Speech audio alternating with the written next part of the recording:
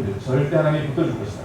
그 다음에 전도는 무엇인가 하면 결국은 예수님 말씀하신 것처럼 잘 이해가 되지 않는 말씀이긴 한데 화평을 주러 온 것이 아니라 검을 주러 왔다 그렇게 말했습니다. 이건 전쟁 용어입니다. 그렇죠? 왜 전쟁 용어가 나온 겁니까?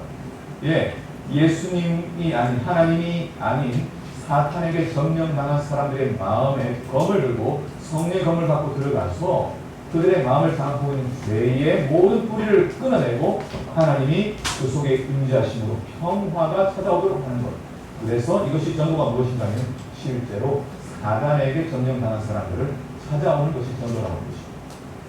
정신은 무엇입니까? 38절 10장에 그런 말씀이 계속 연속되고 있어요. 십자가를 지고 나를 따르라. 유명한 말씀이고요. 자기 목숨을 얻는 자는 잃을 것이요 나를 위하여 자기 목숨을 잃는 자는 얻으리라. 철저한 신뢰의 관계입니다. 철저한 하나님의 믿음을 가지고 주의 권능을 가지고 살아가는 그 삶이 우리에게 주었다는 것입니다. 어떤 사람도 우리를 누구를 수 없는 무한한 자존심과 능력이 우리 안에 있다는 것이고, 그래서 전도의 본질이 무엇이에요? 전도하는 거 굉장히 힘들어하겠어요. 어떤 분들은 내가 성경도 잘 몰라요. 또 제가 가르치는 걸 못하고 용기도 없어요. 이야기하는데 10장 42절에 어떤 말씀이 있냐면 기가 막힌 말씀이 있는 겁니다. 누구든지 제자의 이름으로 아주 작은 자 중 한 사람에게 뭘 주는 것? 냉수 한 그릇이라도 주는 자는 내가 진실로 너에게 이르노니 그 사람이 결단코 상을 잃지 않을 것이다. 전도가 뭐야? 어떤 삶을 주님이 기대하십니까? 십자가 굉장히 힘든 것처럼 이야기하죠. 자기 목숨을 버리라고 이야기하는 그런 이야기가 사실은 어디에서 드러나는 겁니까? 더욱 날, 더욱 날 냉수 한 것을 놓고 내가 홀짝 다 마시는 대신에 옆 사람에게 양보해 주는 것이 전도라고. 쉬운 거잖아. 그래서 이 마태복음 11장 마지막에 뭐가 나와? 수고하고 무거운 짐진 자들아 다 내게로 오라 내가 너희를 쉬게 하리라. 자, 전도가 뭡니까? 누군가가 너무 힘들 때 쉬게 해주는 거. 좀 쉬었다 하자. 너무 지나치게 하면 아플지 모르겠다. 쉬게 해주는 거죠. 그래서 여러분 고용인들을 데리고 있는 고용주가 혹시 계시다면 여러분의 직원들을 어떻게 다루십니까? 그분들이 인건비를 10만 원 받는다 그러면 10만 원어치의 값어치가 다 뽑혀 나올 때까지 그냥 이렇게 부리십니까? 예수님의 노동법 가운데는 뭐가 있어요? 1시간 일하는 사람 똑같이 책임을 부리잖아. 네. 그런 은혜로운 그 이야기들이 우리 지역교회에서 이렇게 그려지게 되면 사람들은 딴지만 보는 것처럼 우리가 볼 거예요. 천국을 어떻게 우리가 보여줄 수 있습니까? 전혀 비상식적이고 비계산적인 방법으로 살아갈 때 그때 사람들이 천국 여기구나 보게 되는 겁니다. 그래서 평가하고 능력을 측정하고 여러분 교회 목사님들도 이렇게 잘하는 분에게 인센티브를 주자 그런 방식을 생각해 볼 수는 있으나 그것은 하나님의 나라의 원칙과는 전혀 달라요. 물론 게으르게 일하는 사람이 있어가지고 그 사람을 좀 통제해야 되겠다는 마음이 들겠지만 기본적으로 사람은 일을 좋아하고 맡겨진 일들을 책임있게 해낸다는 생각을 만약 갖는다면 접근하는 방식이 달라집니다. 이게 이제 경영학에서는 이올이 X냐 이올이 Y냐 그런 이야기가 오래전부터 있었어요. 이 자세한 내용을 여러분 나중에 한번 검색해보시면 나오니까 X, Y 이로 써보십시오. 그러면 우리가 사람을 대하는 방식에 따라서 결과가 달라지는 게 나옵니다. 자, 천국이라고 하는 것, 전도라고 하는 것은 그렇게 어려운 게 아니라는 거예요.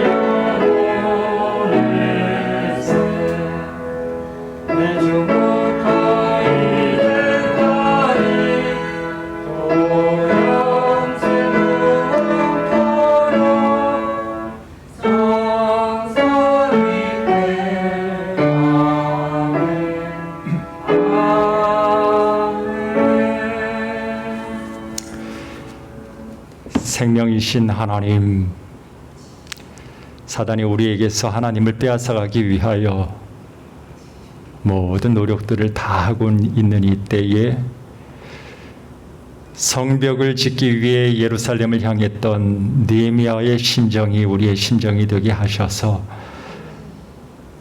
하나님을 우리의 삶 속에 깊이 모시고 절대 잃지 않는 주의 사랑하는 백성들 되게 하여 주옵소서. 예수님 이름으로 기도합니다. 아멘.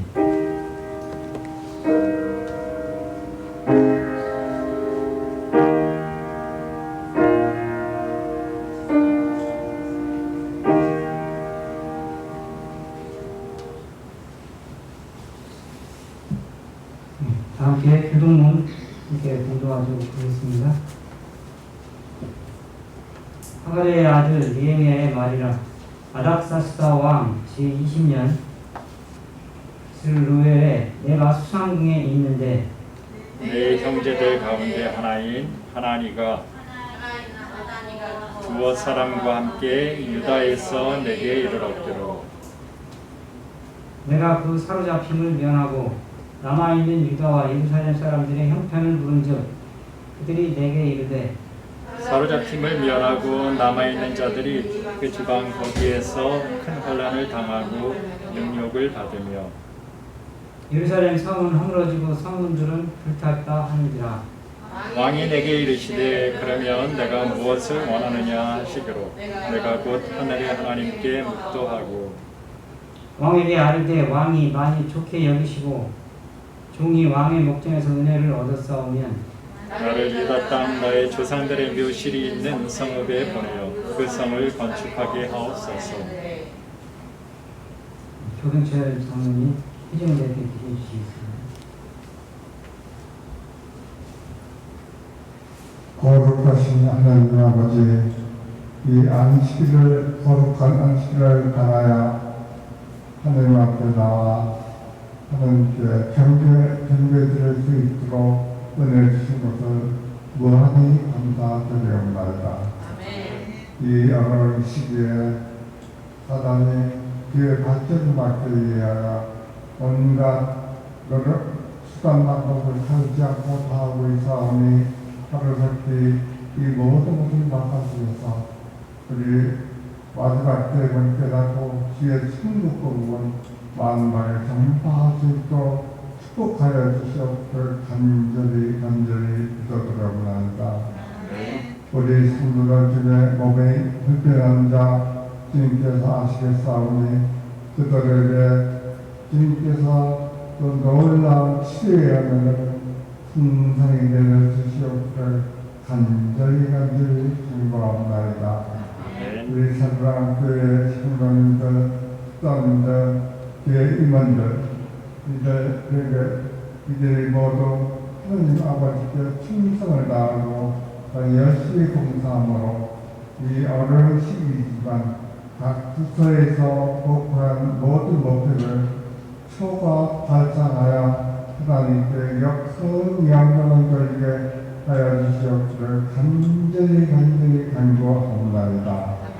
이 시간에 목숨을 통하여 말씀을 듣겠사 하니 말씀을 통하여 큰 은혜를 받게 하여 주시고 모든 영광을 하나님 아버지께서 받으시기를 간절히 간구하며 예수님 이름으로 감사하며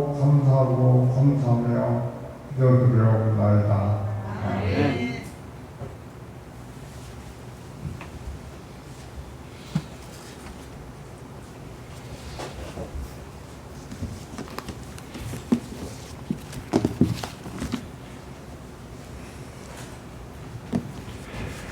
하나님의 은혜가 여러분의 삶과 가슴에 충만하시기를 우리 주님의 이름으로 간절히 기원드립니다. 네, 오늘 이 자리에는 소수의 무리들이 모였습니다마는 우리 각 가정에서 예배드리시는 모든 분들에게 우리 하나님의 특별하신 은혜가 또 함께 하시기를 간절히 기원드립니다. 우리가 지난 두어 달 동안 에스라서를 살폈습니다. 10장으로 구성된 에스라서를 이제 다 살폈는데요. 우리를 회복시키시기를 원하시는 우리 하나님의 간절한 마음을 우리가 에스라서를 통해서 확인하게 되었었습니다. 근데 하나님께서 1차 귀환을 통해서 외적 성전을 건축하게 하셨었죠. 방해도 있었지만 20년 만에 하나님께서 성전을 완공시키셨습니다. 그 1차 귀환의 인도자들은 스룹바벨과 예수아였습니다. 근데 1차 귀환으로 끝나면 안 되었어요. 외적 성전만 아름답게 지어졌다고 하더라도 내적 성전이 함께 지어지지 않으면 허물어질 수밖에 없었습니다. 그래서 하나님께서 2차 귀환으로 이어지게 하십니다. 2차 귀환은 말씀을 따라 살게 하는 데 목적이 있었고요. 말씀으로 말미암아 떠오는 자가 되게 하는 데 목표가 있었습니다. 이 일은 율법학자 겸 제사장이었던 에스라가 앞장섰었음을 우리가 지난 시간까지 좀 살펴보았습니다. 그래서 이렇게 1차 기한과 2차 기한을 통해서 이스라엘 백성들이 다윗의 왕권을 다시 회복하고 예루살렘의 영광이 회복되리라 기대했습니다. 근데 하나님께서는 3차 기한을 준비시키셔요. 3차 기한의 주인공은 느헤미야였습니다. 느헤미야서는 에스라서와 하나로 묶여져 있는 책으로 알려져 있습니다. 그리고 하나님의 백성들을 회복시키신다고 하는 동일한 주제를 다루고 있는 책입니다. 그러면 하나님께서 이렇게 1차, 2차 귀환을 통해서 하나님의 백성들을 회복시켜 가셨는데 아직도 무엇이 부족한가? 3차 귀환을 하나님께서 준비하실 필요가 무엇이었을까? 그 목적은 과연 무엇일까? 이런 부분들에 대해서 우리가 궁금증을 가질 수밖에 없습니다. 결론적으로 말해서 3차 귀환의 목적은 무너진 예루살렘 성벽을 재건하고 불탄 성문을 다시 만들어 타는 것이었습니다.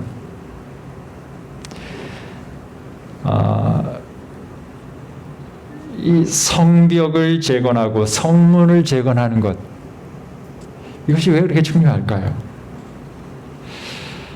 제가 하나님의 은혜로 필리핀에서 공부할 기회가 있어서 한 2년간 공부를 했었는데, 그 필리핀에 있는 학교는 이렇게 구내에 아파트가 있어요. 그래서 학생들을 위한 아파트에서 제 가족들이 살 수 있었는데, 저희가 순번이 조금 밀려서 바로 그 아파트로 들어갈 수가 없었습니다. 저희가 처음에 이제 필리핀에 갔을 때는 그 가까운 동네에 그냥 들어가서 살 수밖에 없었습니다.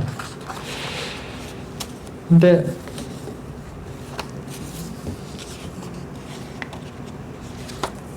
그곳에 처음에 갔을 때 막 총소리가 들리고,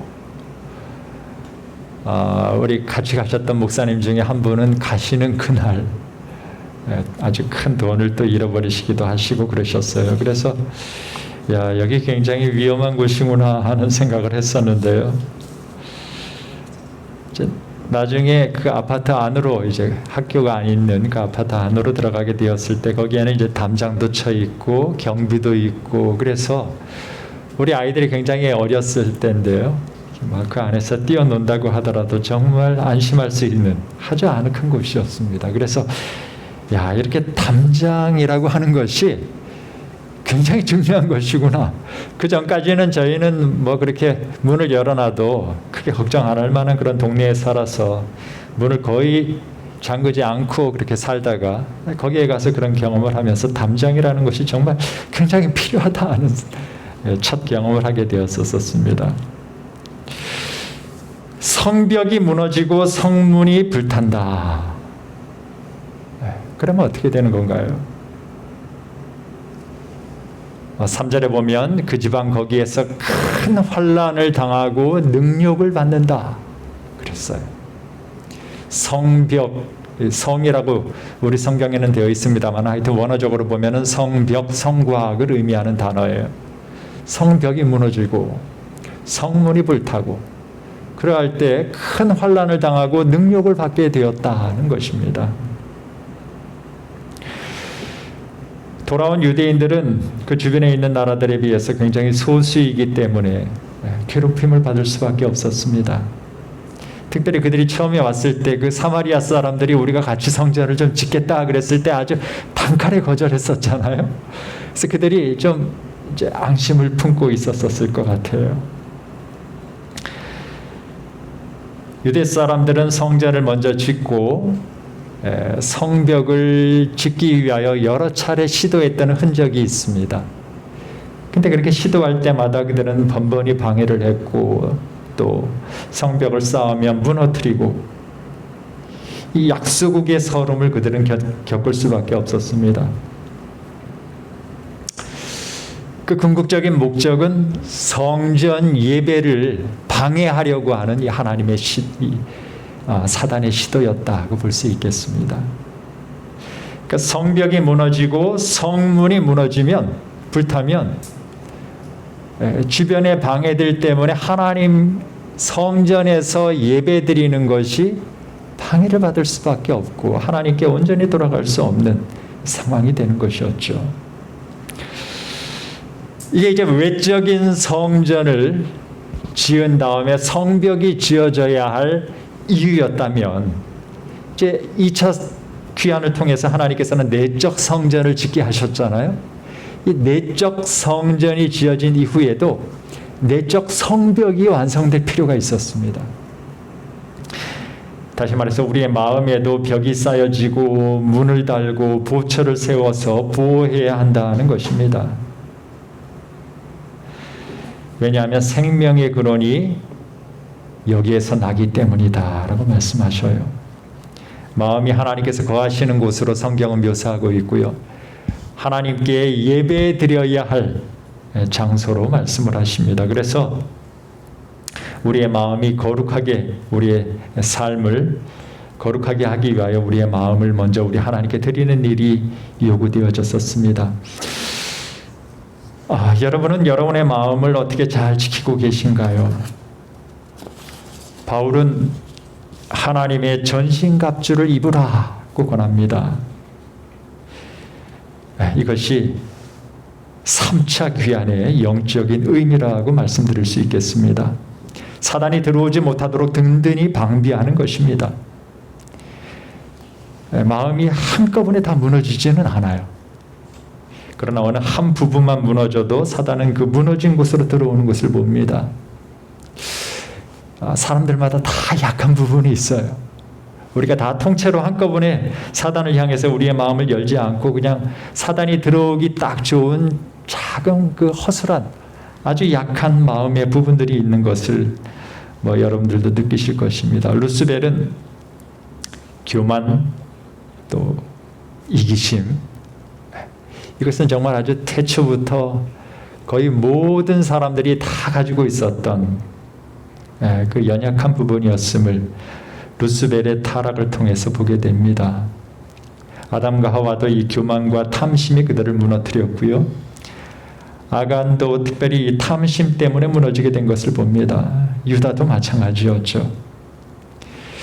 여러분의 약한 부분은 어느 부분이신가요? 3차 귀환이 필요한 것은 내적 또 외적 성전을 잘 건축했다고 하더라도 성벽을 잘 쌓지 않고 성문을 달지 않으면 사단이 와서 무너뜨리고 말 것이기 때문에 우리가 성벽을 쌓아야 하는 것이고 3차 귀환이 필요한 것이었습니다. 그래서 정말 3차 귀환이 꼭 필요한데요. 누가 3차 귀환을 할 수 있는가? 우리가 3차 귀환의 대열에 들기 위해서는 어떤 사람이 되어야 하는가 하는 부분이 오늘 좀 생각해 보기를 원하는 것입니다. 오늘 이 말씀의 제목을 성벽을 재건할 자라고 붙였습니다. 다시 표현하자면은 3차 귀환에 참여할 자, 3차 귀환을 할 자들이라고 할 수 있겠는데요. 이들은 누굴까? 느헤미야서에 보면은 3차 귀환을 한 사람들이 몇 명인지에 대해서는 분명하게 알기 어려워요. 7장에 이렇게 명단이 한번 나오는데 이 7장의 명단은 아마 이 에스라서 2장에 나오는 1차 귀환자의 명단과 거의 비슷한 것을 보면 1차 귀환자의 명단으로 보는 것이 더 맞을 것입니다. 그래서 3차 귀환을 어떤 사람이 할 수 있는지를 알기 원한다면 우리는 느헤미야에 대해서 살펴볼 수밖에 없습니다. 이 시간에 느헤미야가 귀환하는 과정을 좀 살펴보면서 3차 귀환에 임하기 위해서 우리에게 필요한 것은 무엇일까 하는 부분에 대해서 함께 생각해 보기를 원합니다.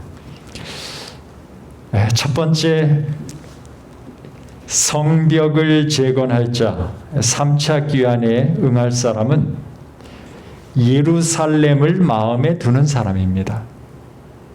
예레미야의 표현은 조금 다른 표현이긴 합니다만 예루살렘을 너희 마음에 두라 그랬는데요. 내 보물이 있는 곳에 내 마음이 있다 그랬죠. 우리가 관심을 가지고 있는 곳, 우리가 사랑하는 곳, 그곳에 우리의 마음이 있다. 여러분들이 지금 대부분의 댁에 계실 것이고요. 또 이 교회에 아주 소수의 무리들이 계십니다. 지금 여러분들의 마음은 어디에 계신가요? 교회에 있으면서 다른 곳에 가 있을 수도 있고요. 다른 곳에 계시면서도 교회에 와 있을 수도 있어요. 우리의 마음이 하늘에 있지 않다면, 우리의 마음이 하나님께 있지 않다면 우리는 다른 데로 갈 수밖에 없을 것입니다. 어디로 갈까요? 마음이 있는 곳으로 가게 되어 있어요. 사람의 몸은 마음을 따라가게 되어 있습니다. 마음이 뜬 사람은 이 마음도 뜨게 되어 있어요. 이 야곱이 그의 처갓집에서 한 20년을 살았는데 그의 마음이 뜨게 되었을 때 그는 떠날 적절한 시간만을 찾았습니다. 오늘 본문에서 우리는 비록 몸은 페르시아 수상궁에 있지만 마음은 예루살렘에 가 있는 느헤미야를 만나게 됩니다. 느헤미야 형제 하나니가 유다에서 돌아왔는데요. 이 하나니를 만났을 때에 그가 얼마 만에 만났는지 정확하게 알 수는 없지만 얼마나 형제를 오래간만에 만났으니까 얼마나 반가웠겠어요. 그 먼 1600km 떨어져 있는 곳에서 왔어요. 그러니 정말 궁금한 것이 많았을 것입니다. 건강은 어떠냐? 집은 마련했냐?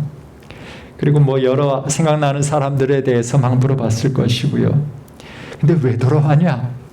앞으로 어떻게 살 거냐? 뭐 여러 가지 질문할 것들이 있었겠지만은 느헤미야의 질문은 뭐예요? 유다와 예루살렘 사람들의 형편을 물었다. 느헤미야의 최대 관심사는 예루살렘의 형편이었습니다. 예루살렘의 형편이 느헤미야가 가장 궁금해했던 바였습니다. 다윗이 군대를 보내놓고 그 전황을 기다리고 있습니다. 멀리서 한 사람이 달려와요. 달리면 폼을 보니까 아히마아스입니다. 그때 당시에는 이제 이런 정가를 전할 때 길한 소식을 전할 사람, 뭐 흉할 소식을 전할 사람 이렇게 좀 나눠져 있었는데요. 아히마아스는 제사장의 아들로서 좋은 소식을 전하는 사람이었어요. 그래서 이제 다윗이 아히마아스가 뛰어오니까 야, 좋은 소식을 가지고 오겠구나라고 기대를 했지만 왕이 기다리던 질문의 답을 그는 제대로 할 수 없었습니다. 왕이 그때 이 아히마아스에게 처음으로 물어봤었던 것은 젊은 압살롬은 잘 있느냐? 이게 다윗 왕의 유일한 관심사였어요. 그러니까 이제 뭐 제대로 답을 하지 못하니까 뒤로 물러가 있게 하고 뒤에 또 달려오는 구스 사람에게 물어보는데 똑같은 질문입니다. 젊은 압살롬은 잘 있느냐? 이것이 다윗의 유일한 관심사였습니다. 전쟁에서 승리했느냐 피했느냐 이것도 그의 최대의 관심사가 아니었어요. 오직 그의 생각은 그의 아들 압살롬이 잘 있느냐. 이 질문을 통해서 다윗의 최대 관심사가 무엇이었는지를 우리가 확인할 수 있는 것처럼 느헤미야의 질문을 통해서 느헤미야의 최대 관심사가 무엇이었는지, 그의 마음이 어디에 가 있었는지를 우리가 확인하게 되는 것입니다. 성벽이 무너지고 성문이 불탔다. 하나님가 이렇게 대답을 하니까 느헤미야는 아주 털썩 주저앉아서 울고 수일 동안 슬퍼하며 금식하며 기도했다. 느헤미야의 이 예루살렘 사랑, 그 사랑이 어떠했는지를 우리로 엿보게 합니다. 여러분, 느헤미야가 왜 이렇게 예루살렘에 관심을 가졌을까요? 사실 느헤미야는 예루살렘에 가본 적이 없을 거예요. 예루살렘이 망한 지 벌써 한 160여 년이 지났습니다. 그는 아마 포로 3세대 혹은 4세대일 거예요. 별로 예루살렘에 관심을 갖지 않아도 별로 이상하지 않을 만큼 그는 예루살렘에서 이미 몸이 많이 떨어져 있는 것처럼 마음도 많이 떨어져 있을 수 있을 그런 사람입니다. 그런데 어떻게 이렇게 느헤미야가 그의 마음속에 예루살렘에 대한 깊은 사랑과 관심을 가질 수 있었을까? 어떻게 하면 우리가 하나님께 또 하늘나라에 우리의 관심사가 있을 수 있을까?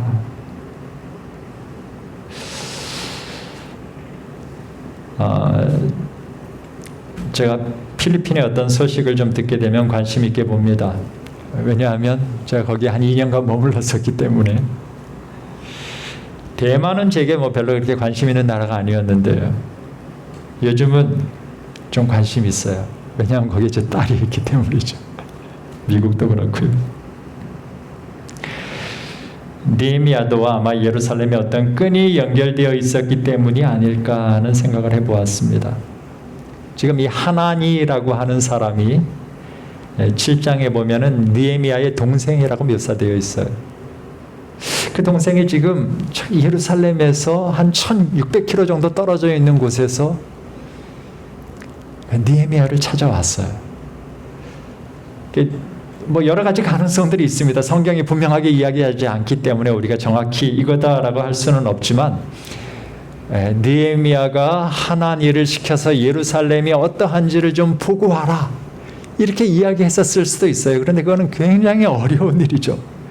오늘날처럼 그렇게 교통이 발달된 시절이 아니기 때문에 1600km 이상 떨어져 있는, 그리고 굉장히 위험이 많이 도사리고 있는 그곳을 갔다 오라고 시키는 것은 굉장히 어려운 일이었을 것입니다. 또 하나의 가능성은 2차 귀환할 때 에스라가 인도하던 한 12, 13년 전입니다. 그때 이 하나니가 아마 2차 귀환의 대열에 속해서 그는 예루살렘으로 가지 않았을까 하는 것이 제가 제일 가깝게 생각하는 추측이에요. 그때 이 느헤미야만 남겨놓고 온 가족이 또 다 갔었을 수도 있습니다. 그렇다 그러면은 우리가 이 느헤미야가 가족을 보내놓고 예루살렘의 형편에 대해서 정말 관심을 많이 갖게 되었다라고 하는 것을 그렇게 이상하게 생각할 것이 아니죠. 아주 자연스러운 일이죠. 또 하나는 에스라와 어느 정도의 연배 차이가 있는지는 모르겠습니다만은 나중에 느헤미야서 한 중반 이후에 보면은 에스라와 느헤미야가 같이 사역하는 이야기가 나와요. 예루살렘에서. 페르시아에 있으면서 서로 아는 사이였을 수 있어요. 서로 이렇게 왕과 가까웠잖아요. 아마 둘이 이렇게 이야기했었을 수도 있습니다. 이번에는 네가 가라. 하나님께서 너에게 사명을 주셔서 가게 하시니까 너는 가서 이스라엘 백성들을 살리고 나는 여기 있으면서 돕겠다. 도울 일이 있으면 돕겠다. 그렇게 하면서 에스라를 먼저 보냈을 수도 있어요. 어떤 것이 그때 시대에 일어났던 일이었는지는 우리가 정확하게 알 수는 없습니다만은 이러한 끈들로 인해서 느헤미야의 마음이 조금 더 예루살렘을 향해 가 있었을 것 같다는 생각을 해보았습니다. 그러던 중에 정말 느헤미야를 근심하게 하는 사건이 일어납니다. 이 사건도 연대가 분명하게 기록되어 있지 않기 때문에 어느 것이 더 먼저고 나중인지 정확하게 알 수는 없습니다만은 에스라서 4장에 있는 사건이에요. 에스라서 4장은 이제 성전을 짓고자 할 때에 이런 반대들이 있었다라고 하는 이야기를 하면서 아닥사스다의 시대에 있었던 일까지 기록하는데 그때에는 성읍에 대한 이야기를 합니다. 성읍, 성곽 그런 것들이 건축되고 있을 때 그것이 방해를 받는 이야기가 나와요. 고대 기록에 의하면 서편 총독 메가비조스라고 하는 사람이 아닥사스다 왕에게 반역을 시도합니다. 그게 이제 평정이 되었는데요. 그 사건에 유대인이 연루되었다라고 하는 악의적인 소문을 인접지역 방백들이 퍼뜨리고 또 고발장을 보낸 것입니다. 그게 지금 이제 에스라서 4장 7절부터 23절까지의 기록이에요.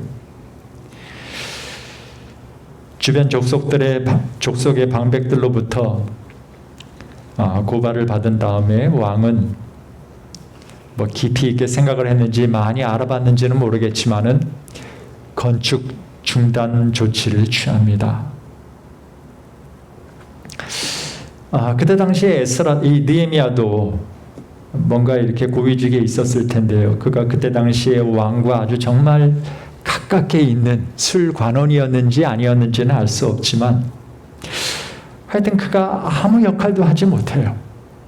그것 때문에 정말 마음이 많이 아팠을 것입니다. 그때부터 예루살렘의 형편에 대해서 더 관심을 많이 갖게 되었을 것입니다. 근데 동생 하나니가 지금 유대로부터 왔어요.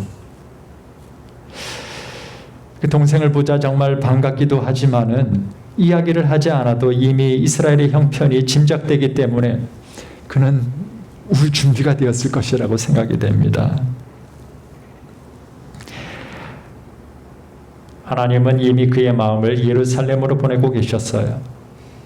선지자 왕에 보면은 가장 깊은 관심을 가지고 그의 마음은 예루살렘으로 향해 있었고 그의 기쁨과 희망과 기쁨은 그 번영과 밀접히 연결되어 있었다. 준비된 이 사람을 통하여 느헤미야는 이때 마음이 이미 예루살렘으로 가 있었고요. 하나님께서 이제 3차 기한을 준비시켜 가시는 거예요. 확실하게.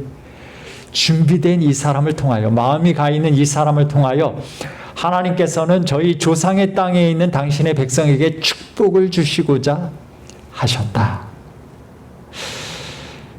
여러분 이런 마음을 가진 사람이 3차 귀환에 임하게 되는 것입니다. 마음을 먼저 보내고 몸이 따라가는 것이죠. 여러분의 최대 관심은 어디에 있나요? 요즘 매스컴에 영끌이라고 하는 단어가 좀 보이던데요.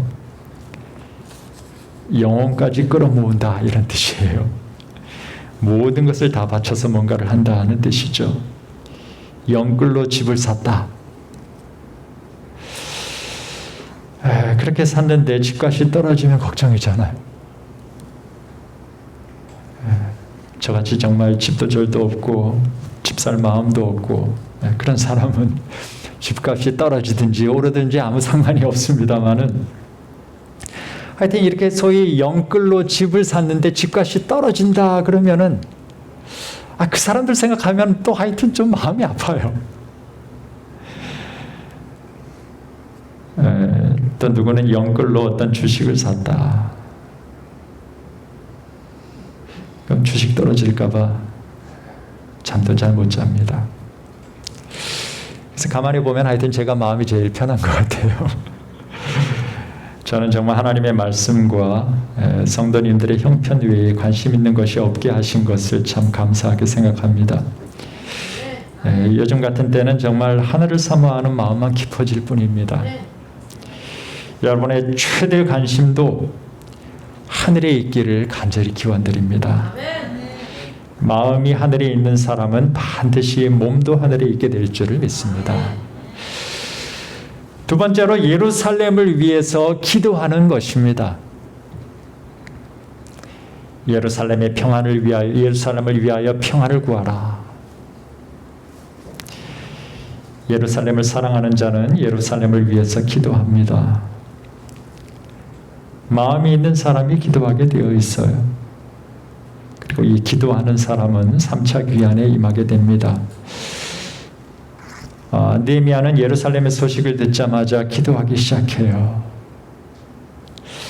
저는 이 대목을 묵상하면서 이 나라와 우리 동포를 위해서 내가 정말 너무 기도하지 않고 있었구나 하는 생각을 해봅니다.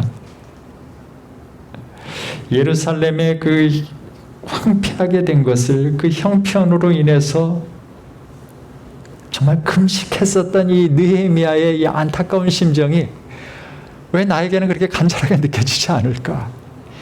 저는 오히려 제 마음의 이 황무해짐으로 인해서 정말 탄식하는 시간을 가졌습니다.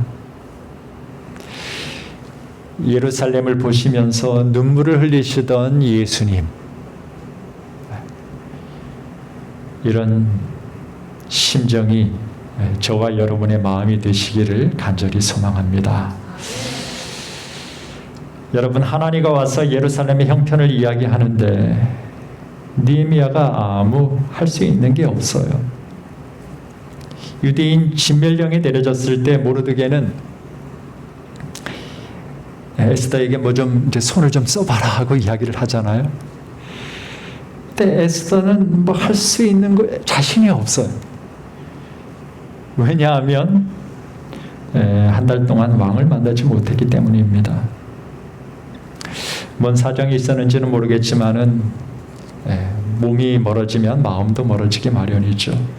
근데 사이가 어색해졌기 때문에 지금 이렇게 문제가 생겼다고 찾아가기가 어려운 것입니다. 여러분, 우리가 하나님을 찾아가는 것도 마찬가지인 것 같아요. 평소에 우리 하나님과 정말 가까운 사이로 모든 이야기들을 주고받지 않을 때에 어떤 문제가 생겼다고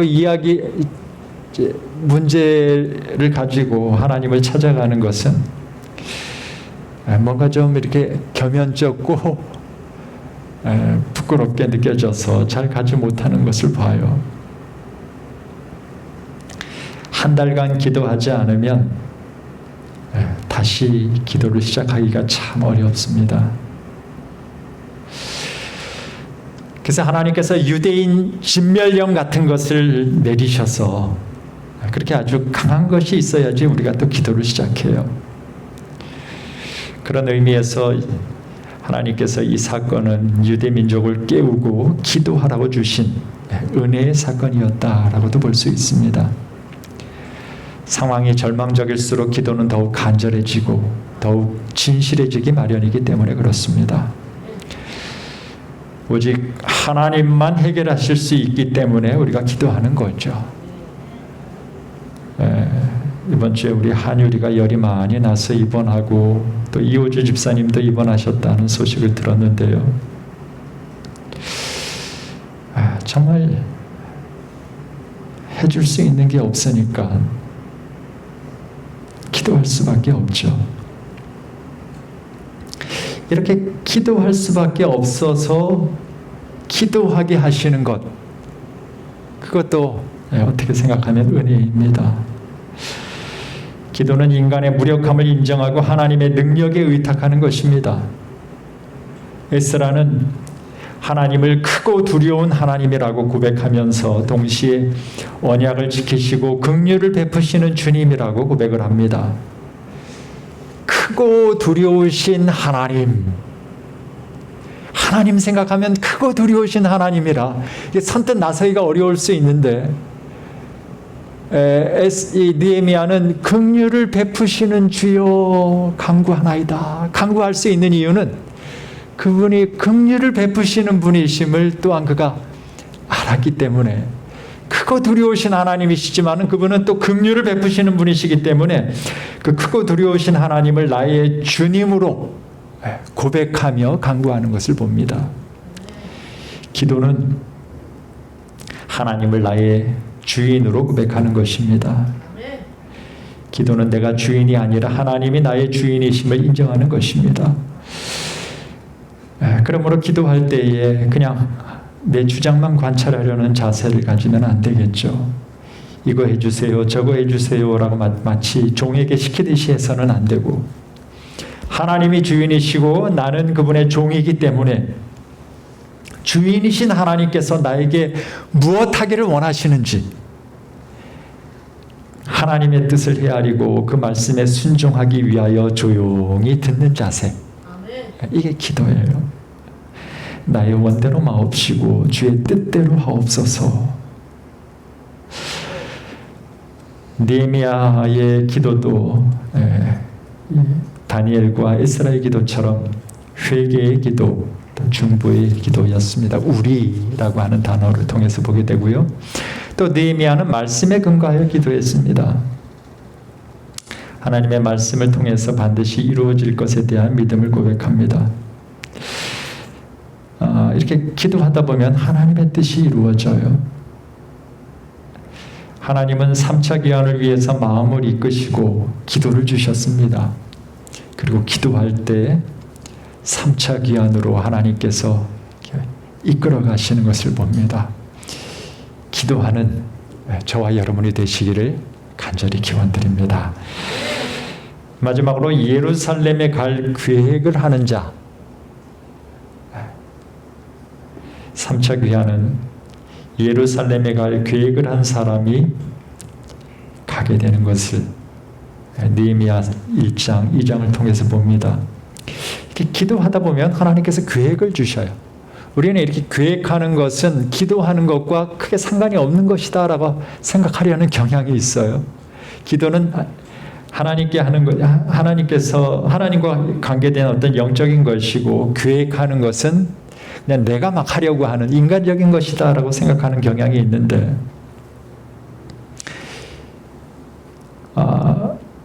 기도는 하나님의 뜻을 알아가는 과정이기 때문에 기도하다 보면 하나님의 생각을 품게 되고 또 생각이, 계획이 서게 됩니다. 히브리서 10장에 보면 하나님이 계획하시고 그랬는데요. 여호와의 계획은 영원히 서고 그의 생각은 대대에 이르리로다. 하나님의 계획과 하나님의 생각, 이것이 이렇게 같이 나란히 서로 강조하면서 같은 말을 이렇게 대구적으로 반복하는 것을 봅니다. 그러니까 하나님께서 우리들에게 주시는 계획은 하나님의 마음에 있는 생각이 되어야 하는데, 우리가 기도할 때에 하나님의 마음, 하나님의 뜻을 점차 헤아리게 되고 그 뜻이 점차 분명해지면서 우리의 마음속에 계획이 서게 돼요. 에스더가 기도하다 보니까 잔치를 베풀어서 왕을 초청해야 되겠다. 거기에 하만도 같이 오게 해야 되겠다. 이런 계획이 서게 되었겠죠. 첫 번째 하지 말고 두 번째 이야기하자. 기도하는 가운데 하나님께서 그에게 주신 생각이고 하나님께서 주신 계획이었습니다. 2장의 아닥사스다 왕과의 대화 장면 우리가 보게 됩니다. 1장 마지막 절에 술관원이 되었다 하는 기록과 함께 2장 첫 절에 왕에게 술을 드리는 모습이 나옵니다. 왕이 이 느헤미야의 안색을 살피고 그의 얼굴에 수심이 있는 것, 수색이 있는 것을 지적하죠. 그때 당시에 이제 왕 앞에서는 항상 밝게 있었어야 돼요. 왜냐하면 그의 얼굴 표정이 마음의 상태를 반영하기 때문입니다. 왕은 늘 반역과 또 독살의 가능성을 의식하지 않을 수 없었기 때문에 이 술관원은 왕 대신에 먼저 마셔서 이것이 안전한지 아닌지를 테스트하는 그런 사람이기 때문에 정말 왕이 전적으로 신뢰하는 사람이었습니다. 하루에도 몇 번씩 왕을 만나는 사람이었습니다. 그러니 왕이 이 느헤미야의 얼굴 표정을 살피는 것은 너무나 당연하죠. 느헤미야에게 고민이 있다 하는 것을 왕이 생각합니다. 왕의 이 느헤미야의 마음에 어떤 수심이 있고 고민하는 게 있다 하는 것은 왕에게는 위험 요소로 받아들일 수 있었어요. 얘가 뭔가 나에게 숨기는 것이 있구나. 느헤미야가 왕의 그런 이야기를 하자 크게 두려워했다 그랬죠. 왕이 그것을 이유로 해서 그를 제거할 수도 있기 때문에 그래요. 느헤미야가 이야기를 시작하는데요. 예루살렘 형편에 대한 이야기를 합니다. 근데 느헤미야가 정말 기도하던 사람이었기 때문에 또 하나님께서 그의 마음에 계획을 주셨기 때문에 아주 지혜롭게 이야기하는 것을 봐요. 내 조상의 묘실이 있는 성읍이 황폐되었습니다.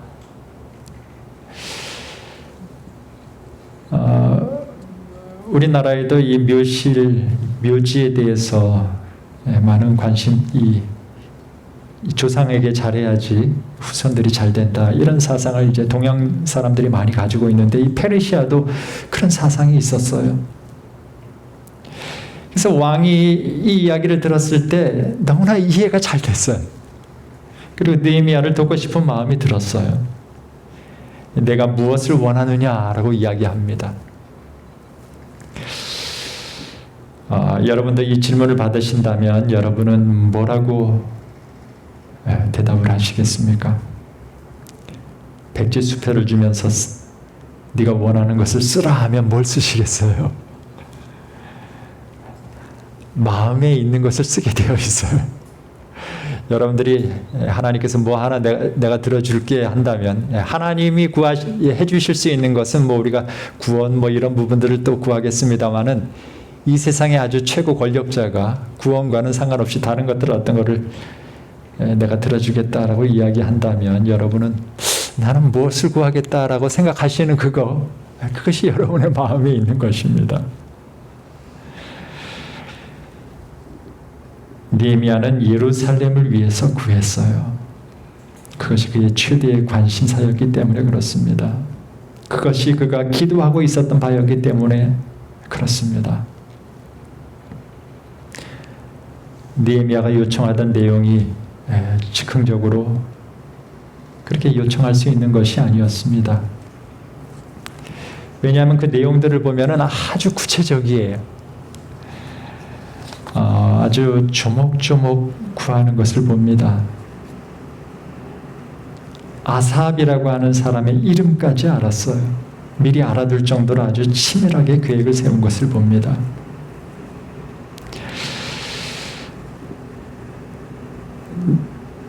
네가 얼마나 거기에 가 있고 싶으냐 했을 때 미리 생각을 하지 않았었다면 글쎄요 하면서 대답을 했었을 것이지만 뭐 여기에는 지금 얼마를 가겠다라고 이야기는 하지 않는데 그가 12년간 있었거든요. 그 다음에 잠시 다시 돌아갔다가 또 다시 오는 것을 봅니다. 제가 12년을 있겠습니다. 아마 이렇게 이야기했겠죠. 이게 어느 정도 거기에 머물고 가서 내가 무엇을 할 것이기 때문에 무엇이 필요하고 이 필요를 공급해 주기 위해서 누가 도와줘야 하고 이런 아주 세세한 내역들을 미리 다 조사해서 알아두고 계획했던 것을 왕에게 이야기해요. 4절 아까 우리 지나갔습니다마는 그러면 내가 무엇을 원하느냐 하시기로 내가 곧 하늘의 하나님께 묵도했다 그랬죠. 1장에 기도한 것, 또 2장에 이 묵도라고 하는 것은 그냥 짧게 이렇게 말로 나오지 않고 속으로 기도하는 것을 묵도라고 하는데요. 사실 이 원어적으로 보면 그렇게 속으로 기도하는 그런 어떤 의미의 단어라기보다는 그냥 아주 간절하게 기도하는 일반적인 기도의 표현이에요. 근데 지금 이 상황으로 왕이 질문했을 때 잠깐만요 왕이요 내가 뭘 할지 좀 생각을 하고 오겠습니다. 잠깐 기도하고 올게요. 그리고 골방으로 들어갔다가 올 만한 상황이 아니죠. 즉시 이야기를 해야 돼요. 그렇기 때문에 이 상황적으로 보아서 묵도라고 하는 단어를 사용했다고 봅니다. 근데 하여튼 그 짧은 시간에 뭐라고 기도했을까요? 네, 이미 하나님께서 그에게 대답을 주셨어요. 뭐를 대답해야 될지에 대해서. 그 하나님이 주신 대답이 여러 인간적인 어떤 욕심에 의해서 방해되지 않고 하나님의 뜻을 잘 이야기할 수 있도록 기도해 도와주세요. 그런 간절한 심령을 담고 뭐 짧게 뭐라고 했을까요? 그냥 하나님, 아버지 뭐 이렇게 했을까요? 도와주세요. 뭐 이렇게 했을까요? 하여튼 그 내용 속에 뭐 장황하게 이야기하지 않았다고 하더라도 하나님께서 간절한 그의 기도를 들으셨습니다.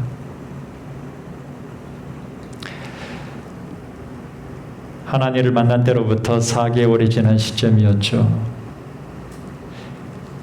4개월여 동안 기도를 하면서 하나님께서 주시는 계획이 더욱 구체화되었습니다. 점점 더 무르익었어요. 왜 하나님께서 느헤미야의 입장에서는 하나님의 이야기를 들으니까 예루살렘의 형편이 너무나 급해요. 한시 앞에 가서 도와주고 싶은데 왜 4개월이라는 시간이 필요했을까? 뭐 물리적인 환경을 좀 본다면 왕은 그때 당시에 아마 겨울이었기 때문에 겨울에 머무는 바벨론 궁에 가 있었을 것이고 1장에 보면은 느헤미야는 수상궁에 있었어요. 서로 하여튼 떨어져 있다가 왕이 아마 이제 오면서 만나게 된 것이라고 생각이 되는데요. 그렇게 지치 않은 시간은 하나님께서 그에게 주시는 생각, 계획이 더 분명해지고 연결어가는 그런 시간이었다고 볼 수 있습니다. 여러분, 기도는 계획의 필요성을 제거하지 않아요. 우리 하나님은 질서의 하나님이시고 계획의 하나님이십니다. 인류 구원도 구속의 계획서를 따라서 진행하셔요. 예수님은 그 계획을 따라서 이 땅에 오셨죠. 나는 아무 계획이 없이 그저 하나님의 인도하심을 따라 산다. 제가 많이 했었던 이야기인데 하여튼 이 느헤미야서를 좀 살피니까 이 얘기가 믿음 있는 이야기는 아닌 것 같아요. 왜냐하면 우리 각자를 향해 하나님께서 가지신 계획이 있기 때문이고요. 그 계획을 좀 알려주시기를 원하셔요. 내가 내 인생을 향해 이런 뜻이 있다. 그냥 막 살지 말고 내가 가진 내 삶을 향한 나의 계획을 네가 좀 깨닫기를 원한다. 그러기 위하여 이 느헤미야처럼 하나님, 예루살렘이 지금 이런 형편 속에 있다 그러는데 나는 할 수 있는 게 없어요. 내가 뭘 할까요? 내가 예루살렘을 위하여 무엇을 할 수 있을까요? 그때 하나님께서 에스라에게 계획을 조금씩 주시는 거예요. 네가 가라. 가서 이런 것들을 해라. 그런 것들이 점차적 구체적화되면서 왕에게 무엇을 구해야 되는지가 더 분명해졌고요. 왕에게 이야기할 수 있는 기회가 되었을 때에 그는 지체 없이 이야기할 수 있었고 3차 귀환에 임할 수 있게 되었습니다. 느헤미야는 기도하면서 계획을 갖게 되었습니다. 하나님께 온전히 돌아가려고 하는 자는 계획이 있는 자입니다. 하나님이 주신 계획, 그 계획이 없는 것은 우리가 기도하지 않기 때문일 수도 있어요. 그러므로 치밀한 계획이 있는 사람은 오히려 믿음이 있는 사람이에요. 그가 기도할 때에 한 거룩한 목적이 그 마음 가운데 형성되었다. 자기가 직접 예루살렘 성벽을 재건하고 이스라엘의 국력을 회복하는 과업에 착수하기로 결심하였다. 그래서 왕 앞에 구할 수 있게 되었다. 이 현명한 숙려, 깊이 생각하는 것. 하나님의 자녀들은 믿음으로 기도할 뿐만 아니라 부지런하고 신중한 주의를 기울여 일을 해야 된다. 주의 깊은 생각과 매우 신중한 계획들은 예루살렘 성벽의 재건 때처럼 오늘날도 성스러운 사업을 추진하는데 필요하다.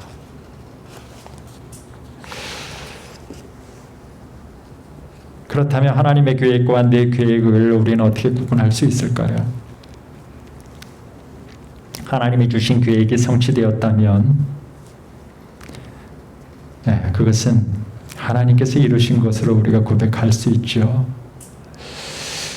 느헤미야는 자기가 구한 대로 아닥사스다 왕이 허락을 하는데 그것을 왕이 정말 아량이 넓고 혹은 내 영향력이 크기 때문이다라고 생각하지 않고 하나님의 손이 나를 도우심으로 왕이 허락했다고 이야기해요. 이게 지금 내가 가지고 있는 이 계획이 나에 의해서 나온 내 계획이 아니라 하나님께서 나에게 주신 계획으로 하나님의 계획이기 때문에 하나님의 손에 도우심으로 왕이 허락했다라고 고백하는 것이죠. 사랑하는 여러분, 하나님께 온전히 돌아가기를 원하십니까? 회개하고 삶을 개혁하는 것만으로는 부족했습니다. 사단은 우는 사자처럼 삼킬 자를 찾는다 그랬죠. 우리의 마음을 빼앗기 위해서 모든 일을 다합니다. 바울은 그러므로 전신갑주를 입어야 한다고 말씀하셔요. 우리의 마음을 하나님께 온전히 드리기 위해서 우리는 무엇을 해야 될까요? 마음을 지키기 위하여. 빌립보서 4장에 보면 하나님이 우리의 마음을 지키실 때 가장 안전하기 때문에 그냥 마음을 하나님께 먼저 드리라 그 이야기예요. 그러면 하나님께서 지켜주실 것이다. 마음을 하나님께 드리는 방법으로 바울은 기도를 이야기합니다. 아무것도 염려하지 말고 다만 모든 일에 기도와 간구로 너희 구할 것을 하나님께 아뢰라. 그러면 하나님이 너의 마음을 지키시리라. 우리의 마음을 하나님께 드리는 것, 그리고 하나님, 제가 하나님께서 저에게 주신 하나님의 나라를 위하여 무엇을 할까요? 하는 마음을 자연스럽게 갖게 돼요. 끈이 맺혀져 연결되었기 때문에요. 기도하다 보면 하나님께서 너 이거 해라 하고 하시는 구체적인 계획들을 주셔요. 그럴 때 우리가 3차 귀한 성벽이 완전하게 재건되어지는 그런 귀한 사역을 이루는 그런 삶을 우리가 살아낼 수 있다고 말씀하십니다. 사랑하는 여러분, 하늘이 여러분의 최고의 관심사가 되시기를 간절히 기원합니다. 하나님의 나라를 위해서 내가 할 일에 대한 기도가 있기를 기원드립니다. 그리고 하나님께서 주시는 그 구체적인 계획들이 있기를 기원드립니다. 하나님의 선한 손에 도우심으로 하늘을 향해서 매일매일 전진하시는 저와 여러분이 되시기를 간절히 바랍니다. 기도하는 시간을 갖겠습니다. 기도 제목을 읽어드립니다. 저희의 최대 관심사가 하늘에 있게 하소서. 하나님의 나라를 위해 내가 해야 할 일이 무엇인지 알기 위해 더 기도하게 하소서. 하나님의 뜻을 이룰 구체적인 비전을 마음에 품게 하소서. 영과 육이 회복되는 안식일이 되게 하소서. 기도하겠습니다.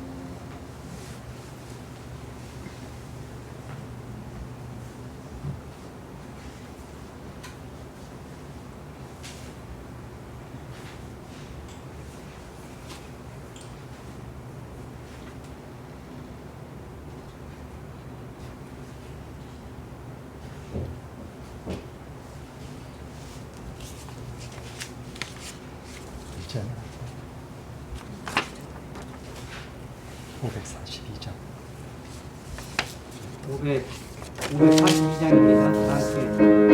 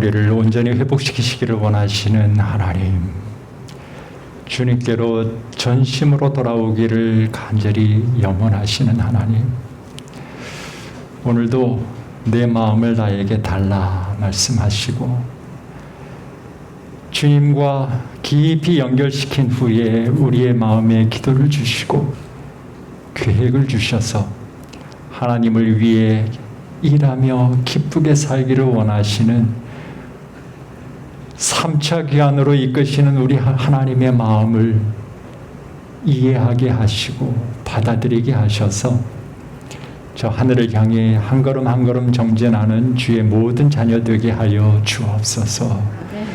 오늘 또 주님 앞에 드린 우리의 헌금을 주님께서 기쁘게 받으시고 주의 몸된 교회와 사업을 위하여 유용하게 사용하여 주옵소서.